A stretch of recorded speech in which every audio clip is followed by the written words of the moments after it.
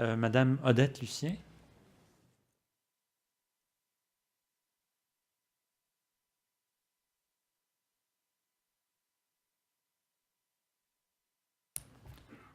Ensuite, ça sera Monsieur Jean Lapointe de Laval. Alors, Madame? Oui. En 2005, il y a eu un accident qui s'est produit près de Fort McMurray, vous en souviendrez sans doute, là, au cours duquel 5 millions de litres d'un mélange de bitume, de sable et d'eau usée se sont déversés. C'était pas un pipeline de TransCanada, c'était un pipeline de la compagnie Nexen, mais qui avait été mis en place 1 an auparavant. Il s'agissait d'une conduite à haute pression, à double cloison, j'imagine assez semblable à celui proposé par Énergie Est. J'aimerais savoir quelles leçons en a tiré TransCanada et comment l'ONE a-t-elle rehaussé ses normes pour qu'un tel accident n'arrive plus? Alors, tout d'abord, Monsieur Bergeron. Je crois que Mme Lucier fait référence à l'événement de 2015. J'avais entendu 2005, c'est 2015. Effectivement, il y a eu un déversement important dans cette région-là et le pipeline en question, on pourra vous revenir avec davantage d'informations si vous le désirez, mais c'est vraiment un système complètement différent. C'était un mélange d'eau et de bitume. Ce n'était pas un pipeline de pétrole brut comme tel. Donc, c'était des conditions d'exploitation qui étaient complètement différentes. Maintenant, c'est sûr qu'on a pris connaissance des différents rapports, des différentes conclusions et que si on peut s'en inspirer pour améliorer la conception, on pourra le faire, mais encore une fois, c'est un service qui est complètement différent. Et puis, M. Plouffe, qu'est-ce que l'ONE a fait à partir de cette catastrophe? On met nos normes, on améliore constamment nos normes et aussi, lorsqu'il y a des incidents, on évalue l'incident et lorsqu'il y a des correctifs à faire, bien, on les fait.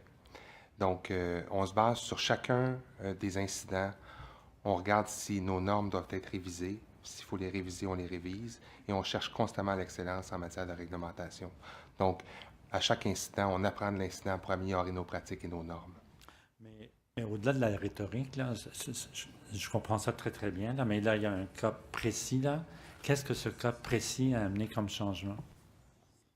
Pour ce qui est du cas précis, il faudrait vous revenir pour exactement voir qu'est-ce qui a été fait à la suite de cet incident-là. Monsieur Germain?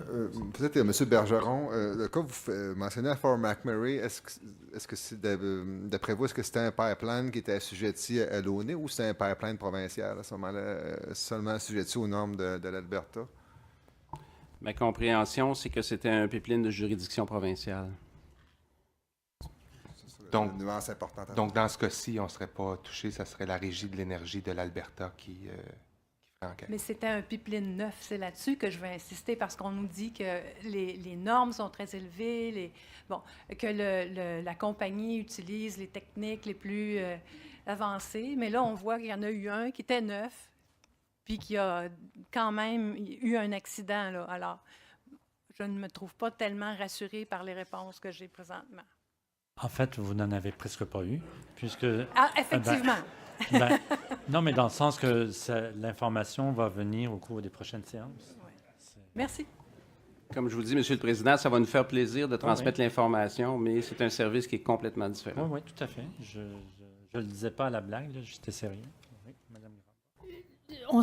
C'est une question effectivement très pertinente, mais c'est vrai que les personnes, étant donné que c'est un pipeline qui est effectivement de juridiction provinciale et non pas fédérale, donc c'est normal que l'ONE n'a pas nécessairement toutes les réponses, mais demain, à la session d'après-midi, le Bureau de la sécurité des transports va être là et on espère qu'eux pourront apporter plus d'éclairage à savoir comment un tel accident peut être possible.